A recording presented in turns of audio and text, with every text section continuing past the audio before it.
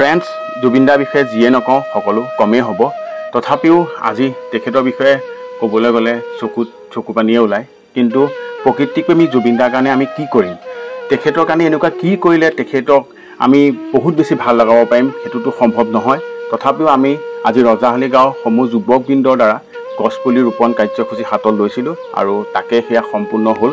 তাৰে কিছু দৃশ্যাংশ আজি আপোনালোকৰ আগলৈ আগবঢ়াইছোঁ।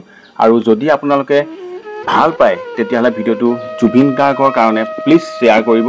গতিকে আহক একেলগে আমি কওঁ জয় জুবিন দা।